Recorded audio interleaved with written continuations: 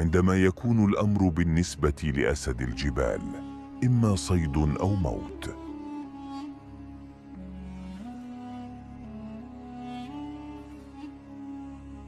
يتلقى ضربة تلو الأخرى، ومع ذلك لا يفلت كبش الجبال.